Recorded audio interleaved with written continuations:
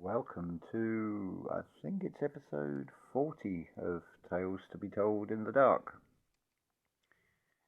I have two candles and little glasses, bit of illumination on this one. How is everybody feeling? Are you feeling these astral changes? Are you feeling the best you possibly can? There's a story that plays out.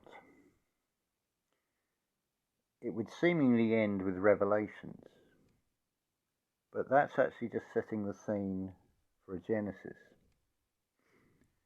See, that script of scripture just plays out over and over again. Now, it depends on what scale you're looking at as to how you interpret these things. So like a great reset, you can have a great reset within oneself. So what I'm proposing, and this is something I left as a comment to, I think it was the last Adrian Elise update on the astrology. We know how his story has gone for a long, long time. Regardless of what is or what isn't, they're just stories when they pass into the distance. That's all they are, they're just stories. But basically what you've got is the story of Hansel and Gretel. You've got the divine masculine principle is always looking outward, always forging ahead. That's the outflow. But just look at the earth, look at nature. You see the ebb and the flow of a tide. It's just like breathing. It's in and out within a range. So the comment I left on the Adrian Elise video, the story has been one of, and he stands up and he announces, and a lot of people will roll their eyes, others will listen and go along with it. And the cycle keeps repeating. But this time, he stands up and he says, silence. We've only got half the story here. Let the lady speak. In a very firm tone. Which is something of a shock, which was totally unexpected, because this is how things happen. It just comes out of nowhere. I'll get on to that shortly. So instead of his story, which we have seen played out repeatedly, and to be fair, it's not, shall we say, gone in the best possible way. But that's because we're in a realm of duality and contrast, so we've only got half the story, his story, history. But what about the miss story? And thanks to Lan Ray Labonte for pointing out it as being miss story. It makes sense to express it that way. Because the return is just like in the physical body. You've got the red arteries that are pushing outward, and you've got the return with the veins. And of course, where is it returning to? So you just turn inwards for the answers, and of course it all goes back to the heart. And there's the divine feminine. That's where she is, in the heart. I mentioned before about language lessons of the heart, but what about learning the language of the heart? I'm going off on a tangent now. I've been recently watching a channel that's just fell in my lap, which gives a very balanced historical view about the Second World War. And I thought, I'll watch the one on the Dresden bombing, see what's said. And it's quite horrific to listen to. If anybody wants a link, well, actually, I will put the link in the description for that. So, but I warn you now, it's not exactly graphic. They're just words, but you can put the picture to them. But what struck me was how deeply I felt this rage, because we're talking something That's what, 80 odd years ago now. How does that affect me today? But what comes out of it is reports from the actual RAF crews saying when they got to what was recognised as an international refugee centre, not anything of military value at all, that they still dropped the bombs, although they could see they were women and children and elderly. There was no panzer regiments and things all assembled at all. I wouldn't, like, it's a moot point because I wouldn't be in that position armed with how I feel inside myself today. But faced with that situation, I just could not drop the bombs. Damn the consequences of it. I would not do it. And I was thinking, if I was in, say, France in the early 1940s, I would do something extremely radical. That would be to befriend and give shelter to a French resistance fighter. But at the same time, I would also be doing exactly the same for what would be classed as a Nazi collaborator. And I would look to try and time it that I can get them both in the same room and looking at each other and say, now you tell me, can you look each other in the eye and kill each other? Because this is down to what would seemingly be two conflicting ideologies, international socialism or national socialism, but it's still a form of socialism. That's the ironic part about it. But for that script and holding on to that either ideology and belief system, it's now down to them enacting and perpetuating. So my radical thing would be, okay, if I'm a collaborator, what am I collaborating with? I'm collaborating with life, because I'd rather live in the land of the living. I thought I'd just put that there, and it would be damn the consequences. It's like, well, you accuse me of being a collaborator with them, or pick a side, isn't it? That's the whole thing with the game. You're encouraged to pick a side, but look at what the material world shows in its most material form, but it still shows you something. Look at the countries that remain neutral, how materially prosperous they would seem to be. I think you get the idea. So the message that we can take from that is to stay neutral. Now, there's often sayings bandied about and often quoted, just be, all is as it should be, all is perfectly placed, and so on. But can we see any evidence of that? I'm going to say yes, that has been brought home perfectly. What would seemingly be a mistake, but also a huge revelation in itself. I think it was, Monday night. I went to the kitchen, made myself a drink, came back to the room. Now, I have actually no recollection, but I thought I'd turn the light off, but of course I pretty much drained the battery. So fortunately it's been sun all week, and essentially the sort of charging of devices and things, it's hammered home that universe message of you will be given what you need, which has happened with the battery power. So I've not done as much as I'd like, but it's allowed me to do sufficient. Now, the other piece of evidence is it's another sort of biblical story being played out about cast your nets on the other side. But of course, we're not in the water, we're not looking for fish.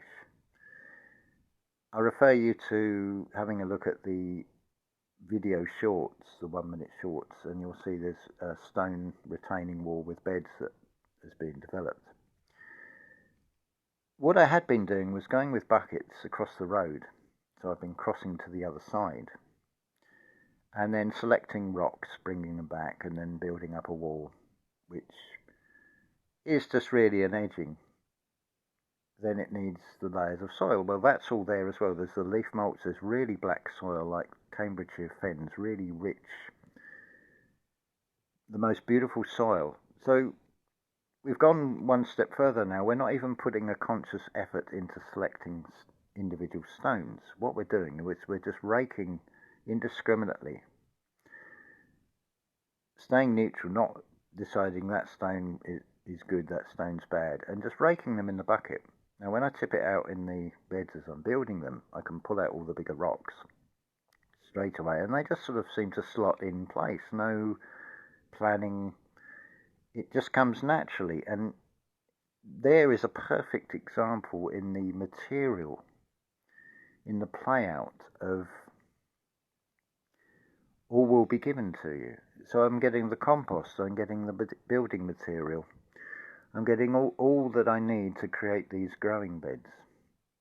Most likely for tomatoes and peppers because of the sunny position. And of course I wish to include more flowers and give a nice floral sort of carpet of colour as a sort of welcome near the entrance to this place. But I thought how beautiful that, and what does it cost me? It's cost me the thing that is your true wealth, that is time.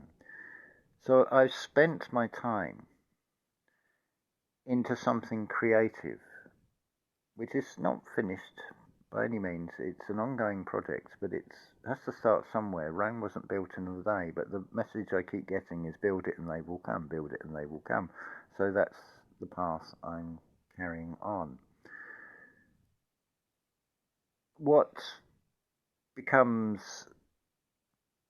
so apparent by taking that leap into the unknown, like I have done, I'm living what I'm advocating here. And it was only through the very kind generosity of others that paid for my travel to get here from Scotland to the Algarve. But it did start with the imagination of what would it be like, and it is the best move I've ever made. The temperature is far more conducive. It's a little cooler in the evenings, but nothing bad. But this entire week has been blue skies and sunshine. That's from manifestation. It's so effortless. You don't have to physically get out of bed. Allow yourself time to wake up. And then you manifest through feeling, and you plan out your day the way you wish it to go. And each day I've done a little bit. I haven't pushed myself.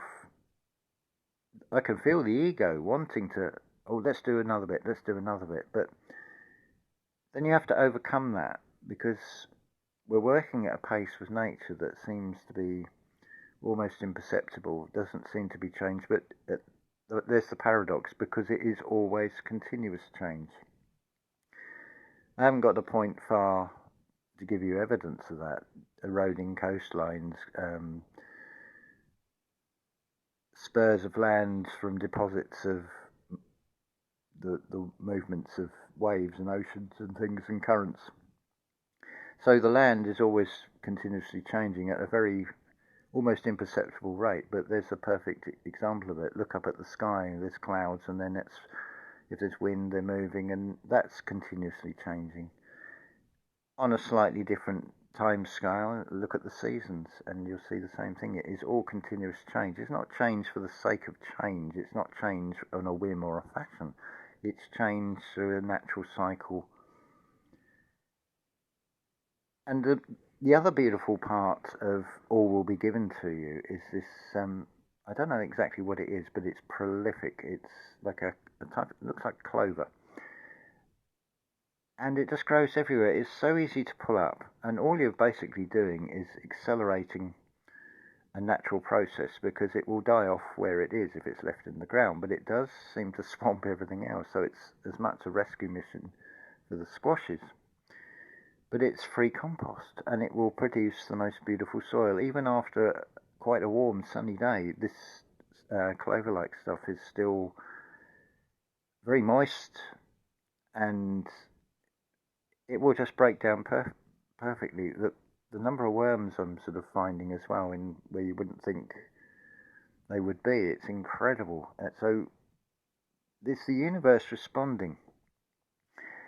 It doesn't really get much simpler, and this is perhaps the biggest revelation. It's nothing new, because there is nothing new under the sun.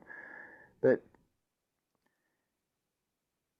you can just create from your imagination, and where you're at is what you attract. What you're radiating out is reflecting back. So is it any wonder I feel so blissful and so contented? Because I'm radiating that out, and I'm getting that back. I know there's stories of things going on somewhere out there, but I don't have to give them any attention. They do not affect me at all, any more than stories from the past affect me as such. But it was a good lesson to sit through something I didn't really like to hear. But where was my anger most? This is the thing. Where I pinpointed it to was, it comes back to anger at myself for being stupid. Not because I didn't know, because I didn't know the story, I didn't know the facts behind it. And the facts that actually emerges is there was a deliberate policy of kill all Germans. To me, that is inconceivable and unthinkable, and I would not hold with annihilation of anybody. I would say I would be slightly biased in favour of especially not Germany, purely because of the creativity that has come out of Germany in names like Beethoven and Brahms, Wagner, Goethe, Schiller, and so on. But they're human beings as well. And you can see it's basically the thing is about go to source. Well, that's sort of like the source spring of Europe, where so much has come out from. Some things maybe not so good, but since the unification of Germany, they've actually led the way pretty much consistently, despite defeats and knockbacks and things. But it's always been there, and it's almost like against all odds. And then you compare that, because that's what we can do. You look at the United Kingdom. What was the sort of head of the British Empire, and was it a fifth or a quarter of the world's land masses were under its control, and it doesn't seem to indicate any sort of victory of anything. It's sort of, why didn't I not just go with my gut feeling all along? It's the same as the leaving the kitchen light on. I don't have any recollection, so how reliable are the external senses? There's only one sense, which is the true sight, the true wisdom, and that is gut feeling, and learning to communicate and listen to what the heart is saying.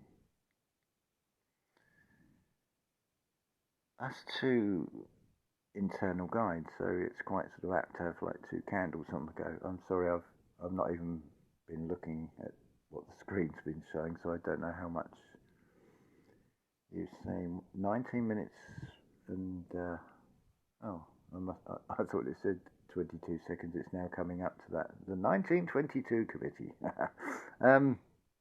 See, there's nothing original. All these scripts can be done in either polarity, because we're in a realm of duality polarity. But it's all about finding that thread, that trail. Who left that trail after all? You left that trail, even if you don't remember it. It's a bit of a paradox, because to me this is tip of the iceberg, because now I feel confident enough to be able to even say that I can manifest what I want in this reality, done with benevolent intentions, not tinged with greed. Don't get me wrong, there's things I would like, but they also come with because we're in a realm of duality, by having certain things that I'd like would come with its own problems. For example, loads of books. There's a slight dampness in the air that would probably ruin the books. So, do I need them? Not really, no. But they'd just be nice to have. But maybe in time that will come. Who knows? There's other things to look at here. And what this ultimately really comes down to, not just as a concept, not just as an idea or a theory, but actually living it, and that inner knowing that you are a sovereign being. And nothing out there has any power over you except that which you give it. Now I would suggest start small with this. Just picture holding an umbrella. Don't know, those that remember like the 1970s, you had these sort of quite deep umbrellas and they were like a clear plastic. It's almost like a bowl rather than a more shallow type of umbrella. So if you imagine that but extending to the ground and then going right under you, but then obviously your souls are still going to be in contact with the earth because it's important to earth.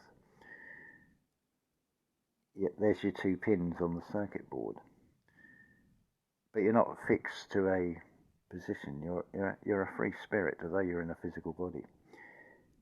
But you picture that sort of bubble around yourself. That's your reality bubble. Now what comes into that will depend entirely on where your thinking is coming from. Are you drawing towards yourself something fearful because you've given energy to a fear of something? Or have you created something that's more conducive and you're now seeing it through to the end till it becomes a material fact? Because no matter how you look at this, whatever perspective you come from, what starts off as that was the thing I was going to mention, the nothing, the no thing, the nothing, because it comes out of nowhere. It would seem to be nothing, and it is no thing. There is no physical, tangible anything to it, but it comes out into the physical somehow. How that works, I have no idea, and I don't have any desire to know, because I can appreciate the magic.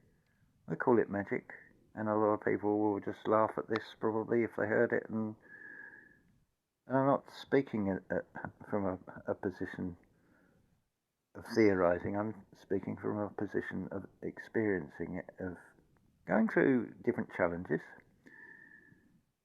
But the challenges I face every day are far less stressful than the external ones of that sort of matrix world. Although this is still within the matrix, the whole thing is a matrix. I'm not under any illusion it's all within this realm. But it becomes also apparent when you, like these 11 sequences and all these things that are called coincidences, that's exactly what they are by their definition.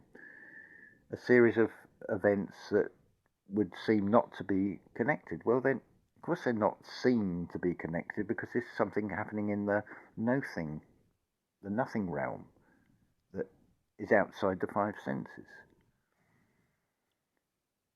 And it becomes very apparent that the five senses used in the external can be tricked quite easily. A perfect example is a photograph. A photograph doesn't lie, but the caption that goes with it can totally alter people's view of that photograph. Unless you can apply critical thinking and, okay, forget the caption, I'll look at the photo and I'll study it and I'll decide for myself what I'm seeing in it. Because there is an energy that is captured in photographs, they do capture a likeness in a way that is outside the physical, in the no-thing realm. Be under no illusion of that. They can be read, and they give away the current energy. They're not stuck in time like they're not fixed like the actual image in the photograph. The energy that is captured in the photograph is no different from a blood sample, basically. It will still react with no time or space coordinate delay. It's an interesting thing to think about. Anyway, I think that's rather a lot for this little chat, but a testimony there, and I shall continue to live it. And there are still vacant slots, or I've still got time available if anybody wants any sort of mentoring, any guidance with anything. I can only guide based on my own experiences of this reality. But I'm coming from a place that is one of contentment, one of bliss, and one of seeing through the different levels of the veil, shall we call it, and seeing that this reality is holographic, it is a simulation, it is a diagnostic zone, it is everything. It is every computer game, it is every game, it is every story, it is everything and anything you care to think of, and more. And it's quite a wonder, and I'm quite happy with the idea of it being a diagnostic zone. It's like, it makes sense. You can have a containment field and you try things out. You test the creations, you test nature in a contained field so it doesn't spill out and cause disaster into a greater universe. That perspective, it's like, it's quite an honour to be here, to be given this position, to be in this reality and experience this and test this out, and also test out what is possible and what is not possible. What is impossible? Im as in I'm possible? Compartmentalized perspectives on words are one of the biggest problems. But if you can see beyond that and see that each character that makes up a word, which makes up a spell, actually really does have a meaning. It is like a glyph. And it can help decode. I've done previous videos on this. If anybody would like a sort of an update on that, I can happily put that together. Let me know in the comments. So yeah, I'll put that video about the Dresden bombing and this other place.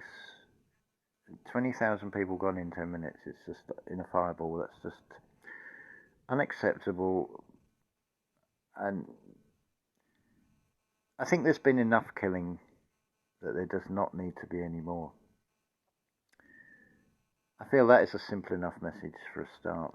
That one, humanity seems to have a very big problem with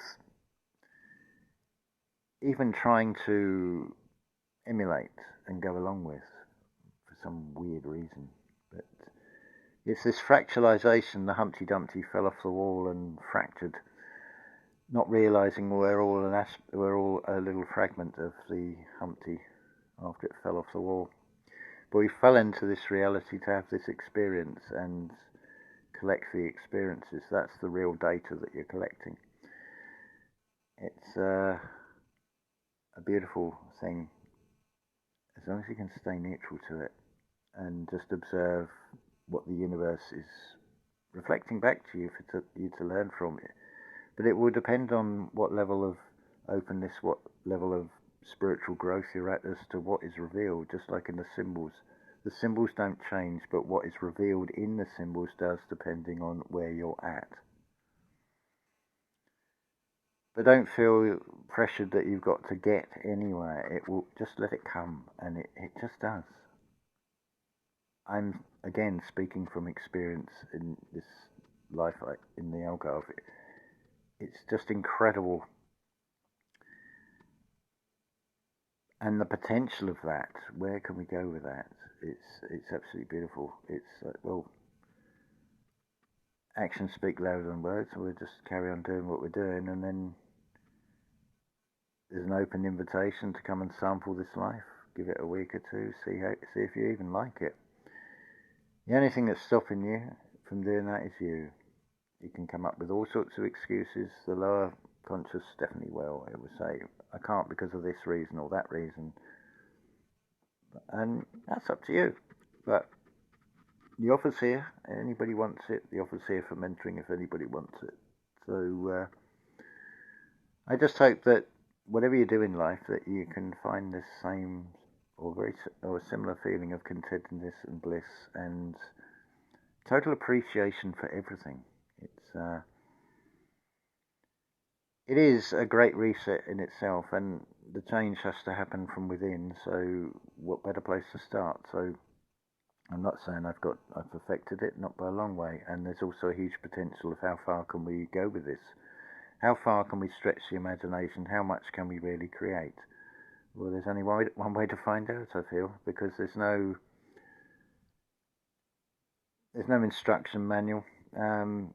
This is where the imagination and the creation part comes in as to where this goes. It's just remembering to do it where you're in that total communication with the heart. So it's done in a way that is not going to cause harm or problems, but done in a quiet way. Because it is about bringing peace. It's about being and showing that you don't have to be working 15 or whatever hours a day and struggling and overtired, and there is another life, there is another way to live. And I wouldn't swap this. Well, we've now gone up to 32 minutes. I'm sorry that has gone on a bit longer, but I feel this is all things that need to be said. So I'm going to say love to you all, and hopefully hear from you in the comments.